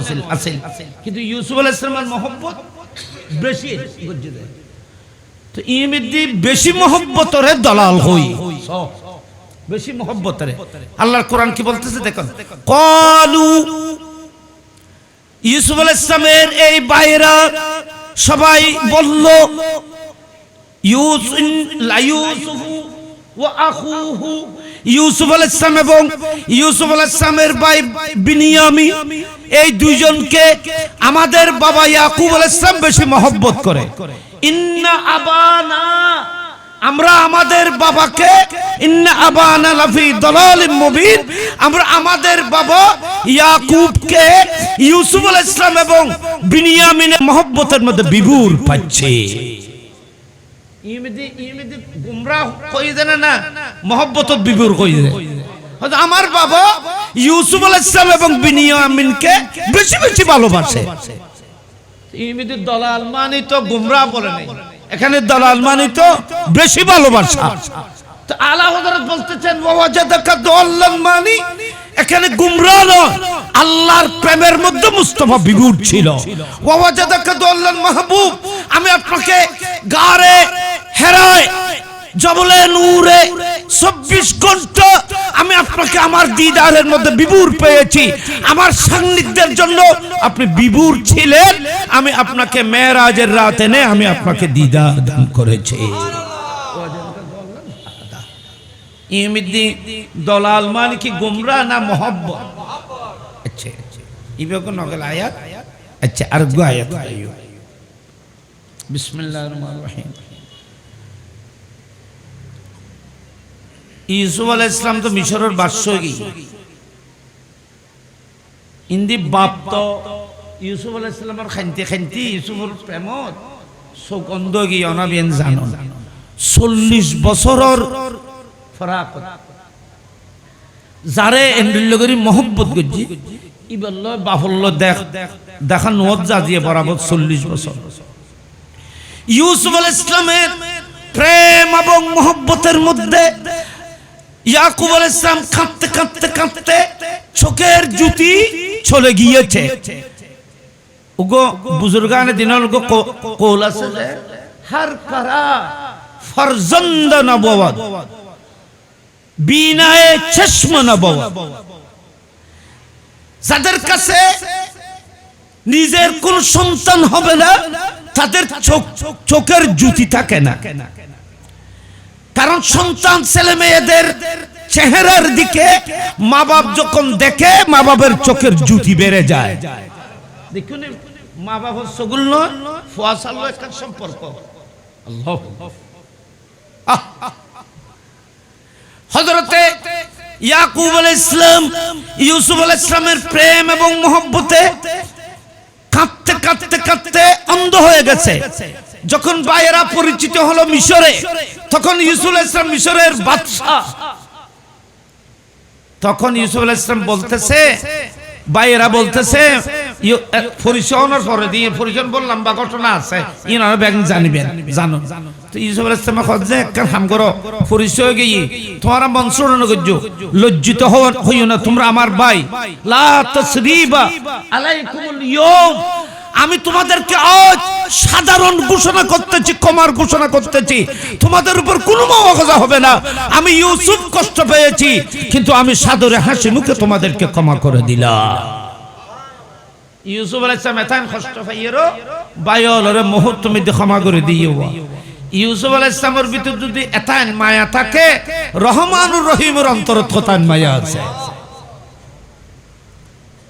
ইউসুফ আলাইহিস সালাম যদি এত বড় অন্যায়কারী ভাইদেরকে মুহূর্তের ভিতরে ক্ষমা করে দিতে পারে আল্লাহ রহমানুর রহিম কিয়ামতের ময়দানে মাহবুবের উম্মতকে ক্ষমা করতে পারবে কি পারবে না বলে আল্লাহ কয় তোমার আর মাহবুব না লা তাসরিবা আলাইকুম যা আমি মাফ করে দিলাম আচ্ছা তুমি মাফ করে দিয়ে হজ্জে বাইল হজ্জে ইউসুফ তোমার বাবা খান্তি অন্ধগি চোখে ন দেখে ইউসুফ আলাইহিস সালাম কয় বাবারও বিয়া করে লইছো ইজাহাবু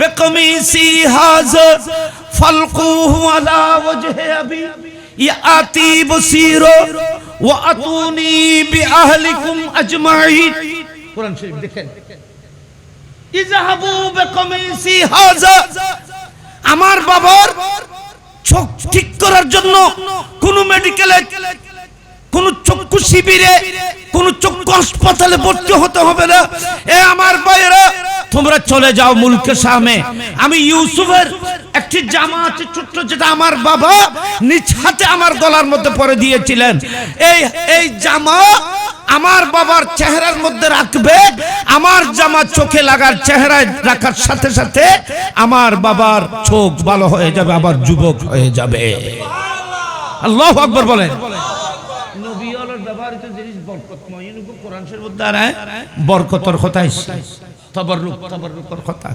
ইজাহাবু বিকমিসি হাযা আমার এই জামাখানা আমার এই জামাটি তোমরা সাথে করে নিয়ে যাও বাবার কাছে ফালকুহু আলা ওয়াজহি আবি আমার বাবার চেহারার মধ্যে আমার এই জামাটি রাখবে ইয়াতি বসীর বস আর কোনো মেডিসিন লাগবে না কোনো মলম লাগবে না কোনো ড্রপ লাগবে না আমি ইউসুফের জামা আমার বাবার চেহারায় লাগার সাথে সাথে আমার বাবার চোখের জ্যোতি আবার চলে আসবে ফুয়ার কুত্তা ভিতর বাফুল্লাই শান্তি আছে এতলে বহুত মা ফুয়া সারা আরে ফেলাইলি মার মায় ও ফুয়ার কুত্তা জামাতাইলি ইন লইলে আতবে লইলে মায়া সুগুর পানি রাইন ভাই বাফে ইন দেইলে সুগুর পানি রাইন পারে মা বাফে ফুয়াসার খসর ভিতর এক মজা এবং স্বাদ পায় যেগুলো মা ছাড়া পৃথিবীতে আর কেউ বুঝবে না সুবহানাল্লাহ না বড় করে আর তো মা বাবার কি জিনিস ন মা বাবার বেয়াদবি করি আচ্ছা আর তার বয়ান করব কথা দাবি ইযহাবু বিকমিসি হাযা ফালকুহু আলা ওয়াজহি ইয়াতি বিশা ওয়াতুনি বিআহলিকুম আজমাইন তোমরা যাও এখান থেকে আর গাল্লা নিতে হবে না মালপত্র এখান থেকে নিতে হবে না আপনারা আবার চলে আসবেন বাবাকে নিয়ে পরিবারের সকল সদস্যদেরকে নিয়ে মুলকে শাম থেকে তোমরা মিশরে চলে আসো ইউসুফ আলাইহিস সালাম কাছে চলে আসো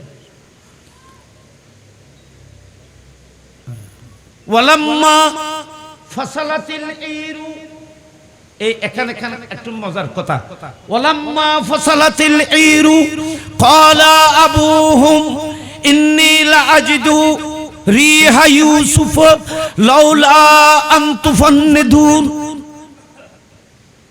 ইউসুফ আলাইহিস সালাম ওই খতাইবে লইয়েরা মিশরতুন বাইল মিশরতুন বাইরি মুলকে শাম আয় বুঝে ইতার আজু মিশরতুন বাইরি যায় আরে ইয়াকুব আলাইহিস সালাম কি হচ্ছে মুলকে শাম 3000 4000 মাইল দূরে মিশর থেকে শাম 4000 মাইল দূরে হযরত ইয়াকুব আলাইহিস সালাম বলতেছে পরিবারের ঘরের মধ্যে যারা আছে সদস্য এখনো তো চোখে দেখতেছে না কারণ এখনো তো জামা আসে নাই ওনারা জামা নিয়ে মিশর থেকে বের হয়েছে এদিকে ইয়াকুব আলাইহিস সালাম কি বলতেছে দেখেন অনেক বড় মতক এগুলো কোরআন এগুলো বললে বাজি রাতকে রাত এখান থেকে নুকতা বললে রাতকে রাত চলে যাবে ওয়ালাম্মা ফাসালাতিল ঈরু ঈর মানে ওই বাইদের দলটি যখন বের হলো ফাসালাতিল ঈরু ক্বালা আবুহুম হযরত ইয়াকুব আলাইহিস সালাম 4000 মাইল দূর থেকে মুলকে শামের হুজরা থেকে গোত থেকে বলতেছে ইন্নী লাআজিদু রিহা ইউসুফ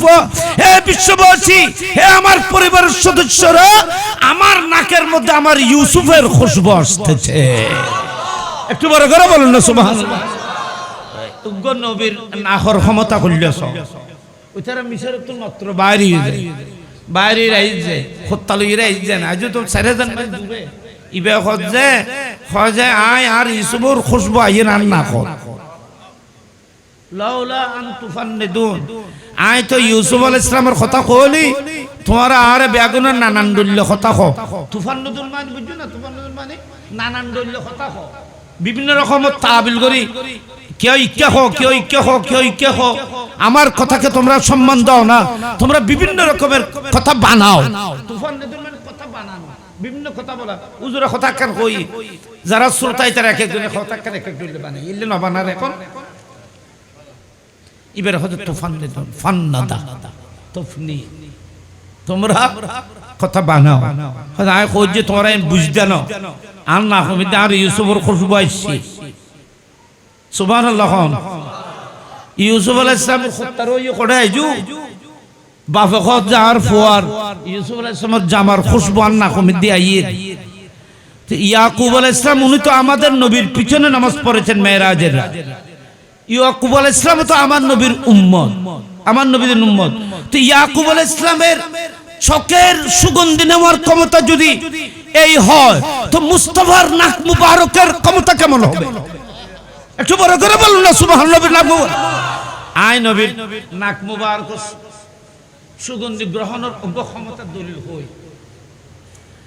আর নবী ওয়া জিবরিল ফেরেশতা খড়ে থাকে জিবরিলের রেখাম বাড়ি নেই নিয়ে ইবের খান স্থান আছে না নেই বাড়ি মানে স্থানেরই ইবে খড়ে থাকে সিদরাতুল মুনতাহা খড়ে সৌদি আরব না লন্ডন না আমেরিকা আর না পৃথিবীর না ইবে আর আরব এবছর পক্ষায় মজমিনার বাজি আর আরে বত বাফনার বত খান বাজি বাজি বাজি আরফাত মিনা মুজদালিফা মিদি ওর আসিল আরবি ওর আসিল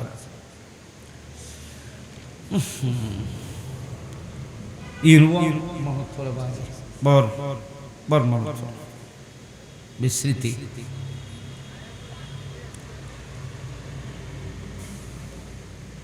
তো কি কইলাম জিবরিল বাড়ি খড়ে সিদরাতুল মুনতাহা খদ্দুর খত্তরনি তোমার আরে বড্ডির ফারুকতুন খনিকে যদি রান শুরু করে ফুলের আসমানও যায় পৌঁছতে 500 বছর লাগে কত বছর এর দূরে প্রথম আসমান এর দূরে দ্বিতীয় আসমান ইয়তুন পৃথিবীতুন আসমান 500 বছর দূরে দ্বিতীয় আসমান আর আসমানও 500 বছর দূরে তৃতীয় আসমান 500 বছর দূরে চতুর্থ আসমান 500 বছর দূরে পঞ্চম আসমান 500 বছর ষষ্ঠ আসমান 500 বছর সপ্তম আসমান 500 বছর তাহলে 500 বছর আসমানের মোড়া কদ্দুরি এন্ড কইরা বা আসমানের মধ্যে জিন ফাজা খালি জায়গা আছে ডিসটেন্স 500 বছরের রাস্তা তাহলে সাত আসমানের উপরে পৌঁছতে 3500 বছর লাগে কত হাজার বছর খড়ে পৌঁছতে সাত আসমানের উপরে পৌঁছতে ইয়তুন যদি রান শুরু করো সাত আসমানের উপরে পৌঁছতে 3500 বছর লাগবে ইয়তুন সিদরাতুল মুনতাহা 1000 বছর তো আমরা হনছে 4000 বছর তারপরে সিদরাতুল মুনতাহা এখন আই তো কইলাম যে 500 বছর লাই বুঝে ই নাই সময় কই যে না তো সময় যদি বাহন যদি দ্রুতগামী হয় 500 বছর তুমি বাড়িতেও পারো কমিতে পারো কারণ 500 বছর খুললে যানবাহনে গেলে 500 বছর কই যে নবী ইয়তুন অক্সিজেন যাচ্ছে ক ঘন্টা লাগে নামাতে আধা ঘন্টা এর কথা বুঝি বললা কই ইয়তুন বদ্রি পাত্রন অক্সিজেন যাচ্ছে কতন লাগবে বাবা জামটান তাইলে জাম তো বদ্রির মারে জামান বাজারে চৌধুরীহাট জাম তো শূন্য থেকে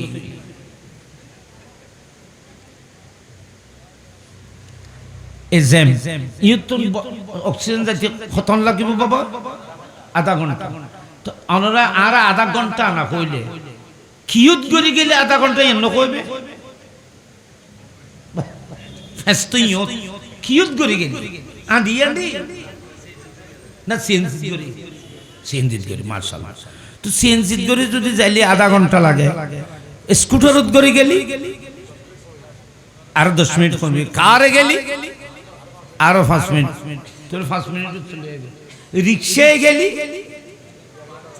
আধা ঘন্টা তোর বাড়ি যাবে, ঠেলা গাড়িয়ে গেলি আন্দি গেলি তো জনের কথা আনাইছি যে আধা ঘন্টা হইলেন ইয়েন বাহন কি হইলি আধা ঘন্টা ইয়েন ঠিক গরম করে। আর নবী ফরমান যে জমিন থেকে আসমান পর্যন্ত 500 বছর লাগবে, কথা খেয়াল করছেন, 500 বছর লাগবে। ইয়া রাসূলুল্লাহ, কোন ধরনের সওয়ারিতে গেলে 500 বছর লাগবে? আমার নবী বললেন আলোর গতিতে, নূরের আলোর গতিতে। কি গতিতে? তাহলে সওয়ারি আলো, আলোর গতিতে গেলে 500 বছর লাগবে। এখন আলোর গতি কত? ঘন্টায়, ঘন্টা হিসেব করে দেখতে না, আলোর গতি প্রতি সেকেন্ডে, সেকেন্ডে মিনিটে হিসেব করতে পারবে না, প্রতি সেকেন্ডে আলোর গতি হলো 1,86,000 মাইল। আলো 1 সেকেন্ডে 1,86,000 মাইল বেগে চলতে পারে। যদি 1 সেকেন্ডে আলো 1,86,000 মাইল যায় তো 60 সেকেন্ডে 1 মিনিট হয়, তো 60 সেকেন্ডে কত লক্ষ হবে? 60 সেকেন্ড 1 মিনিটে যদি এত লক্ষ হয় তাহলে 1 ঘন্টায় কত হবে? এক দিনে কত হবে? 1 মাসে কত হবে? 1 বছরে কত হবে? আমার নবী বলতেছেন 500 বছর লাগবে আলোর গতিতে গেলে প্রথম আসমানে পৌঁছতে। এলা কত দূর হইব? মাইল হিসাব করার কোন সুযোগ আছে না বাবা? নাই। এইভাবে দ্বিতীয় আসমান দূরে, তৃতীয় আসমান দূরে, চতুর্থ আসমান, পঞ্চম, ষষ্ঠ, সপ্তম শেষ করে 1000 বছরের রাস্তা সিদরাতুল মুনতাহা, এখানে জিবরিল থাকে এত দূরে। কিন্তু আর নবী কি করতেন? আর নবী খোঁজে ইয়া হে পৃথিবীর মানুষ, ইন্নী লা আজিদু জিবরাইলা ইজা আরাদান নুজুলা ইলাইয়া। হে পৃথিবীর মানুষ, আল্লাহ আমার নাকের মধ্যে এমন ক্ষমতা দিয়েছেন, সিদরাতুল মুনতাহা থেকে জিবরিল আমি রাসূলের দরবারে মদিনায় আসার জন্য যখন প্রস্তুতি গ্রহণ করে, জিবরিলের নূরানি পাকগুলো যখন বটে ফেলে, জিবরিলের পাকের খুশবু উনি রওনা হওয়ার আগে আমি রাসূলের নাকের মধ্যে চলে আসে। জিবরিল নূর নূরানি ফাক নাড়াচাড়া করেছে, ইয়নো সর্ব কোটি কোটি কোটি বাই নাইনে কোটি কোটি কোটি, তখন ওজুদ নেই। এত দূর থেকে মুস্তাফা জিবরিলের খুশবু পায়। মুস্তাফার নাক মুবারকের যদি এই ক্ষমতা হয়, তো চোখ মুবারকের ক্ষমতা কেমন হবে? কান মুবারকের ক্ষমতা কেমন হবে? হাত মুবারকের ক্ষমতা কেমন হবে? সুতরাং আমাদের মাহফিল, আমাদের মজলিস, আমাদের উঠা বসা সমস্ত আয়োজন ব্যবস্থাপনা মুস্তাফা হাতের তালুর মতো দেখতেছে। ইন কথা শেষ নাই। এখন ইয়াকুব আলাইহিস সালামে কি হয়? ইয়াকুব আলাইহিস সালামে খোঁজওয়া আজ মিশরত তো না বাইরে যেন হতাইন তো নখর হযা আমি আমার আদরের বেটা 40 বছর পরে আমি আমার আদরের কলিজা হযরত ইউসুফ আলাইহিস সালামের খুশবু আমার নাকের মধ্যে আসতেছে। সুবহানাল্লাহ। লাউলান তুফান নিদুন আয়ান কইম যে তোমরা রে যদি তোমরা কথা না বানো, কালু কথা বানাই মাত্র কথা বানাইয়ে রেখে কালু তাল্লা ইন্নাকা লাফি দালালিকাল কদিম। এ দালাল দেখো না, ইন্নাকা ফি দালালিকাল কদিম। এ বাবা, আমরা কথা বানাই না, কিন্তু তুমি বুড়া হয়ে গেছো। হযরত ইউসুফ আলাইহিস সালাম কোথায় চলে গেছে 40 বছর খবর নাই। আপনি এতদিন বাদে বলতেছে এতদিন পরে আমি ইউসুফের খুশবু পাচ্ছি। বাবা, আপনাকে আবার ওই পুরাতন প্রেমের মধ্যে আমরা দেখতেছি। ইন্নাকা লাফি দালালিকাল কদিম।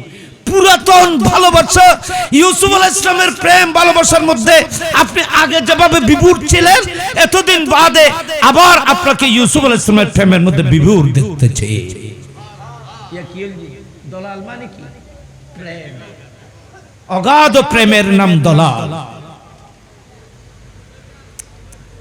কোরআন শরীফের মধ্যে একবার সরাসরি দালাল মানে যে প্রেমিয়ান কোরআন আরেক আয়াত উঠাইছি কোন দেখছিস ক্বালা নিসওয়াতুন ফিল মদিনাতি ইমরাতুল আজিজ তুরাবিদু ফাতাহা শাগাফাহা হুব্বান ইন্না লানারাহা ফি দালালিম মুবিন দেখেন ক্বালা নিসওয়াতুন ফিল মদিনাতি ইমরাতুল আজিজ তুরাবিদু ফাতাহা আন নাফসিহি কদ শাগাফাহা হুব্বান قد شغفها حبا إنا لنراها في ضلال مبين হযরত ইউসুফ আলাইহিস সালামের প্রেমের মধ্যে জুলাইখা যখন পড়েছিল তখন মিশরের বড় বড় সম্মানিত মহিলারা জুলাইখার বদনামি করেছিল হয়তো তুমি বাদশার বিবি হয়ে তুমি যে যাকে তোমার স্বামী আজিজে মিশর যাকে বাজার থেকে খরিদ করে তোমাদের ঘরে আশ্রয় দিয়েছে সেই ইউসুফের প্রেমের মধ্যে তুমি বিভোর হয়ে গেছো আমরা তোমাদেরকে ইউসুফের প্রেমের মধ্যে বিভোর দেখতেছি কি করেছো তুমি খুদ কোরআনে দালালাম মুবিন মানে প্রেমের মধ্যে বিভোর এই কথাটি জুলাইখার জন্য আল্লাহ কোরআনে ব্যবহার করেছে তাহলে বুঝাতে কাহারও প্রেমের মধ্যে বিভোর হওয়াকে দলাল বলা হয় তাহলে এই আয়াতগুলোর প্রেক্ষিতে আলা হযরত বলতেছেন এখানে দলাল মানে গুমরাহ হবে না যেহেতু গুমরাহকে আল্লাহ পাক অন্য আয়াত দ্বারা মুস্তাফার জাত থেকে নফি করেছেন নেগেটিভ করেছেন মুস্তাফাকে গুমরাহ বললে ঈমান চলে যাবে সুতরাং এখানে অর্থ হবে ইন ওয়াজাদাকা দাল্লান আই ওয়াজাদাকা দাল্লান আই মুহিব্বান ফি মুহাব্বতি ফাআদাকা আমি আল্লাহ আমাকে আপনাকে মহব্বত আমার প্রেমের মধ্যে বিভোর পেয়েছিলাম আমি আপনাকে মেরাজের রাত আমি দেখা দিয়েছি দিদার দান করেছি ইয়ান একখান তরজমা করতে দি দালাল মানে যে মহব্বতে বিভোর এর একখান তরজমা করলাম দালাল আরো 15 তরজমা আছে এলা 15 কইতা তার 15 দিন লাগবে বাবা আসসালামু আলাইকুম ওয়া রাহমাতুল্লাহি ওয়া বারাকাতুহু এই এনে ফকত যে বাতিল ছিলেন দলে আহলে সুন্নাত ওয়াল জামাত যারা হক দল ইতারা তরজমা করতেছে এইভাবে যাতে মুস্তাফার শান হয় আর বাতিলরা কোরআন শরীফের তরজমা করে যাতে মুস্তাফার তানকিস হয় শানের উপর যেন হামলা হয় কিয়ামত পর্যন্ত সুন্নিরা রাসূল পাকের মাকাম বয়ান করবে আর বাতিল দুশমনরা রাসূল পাকের শানের মধ্যে গুস্তাখি বেয়াদবি করবে এই হলো হক এবং বাতিলের মধ্যে পার্থক্য আল্লাহ বেয়াগুনের বুঝিবে তৌফিক দাও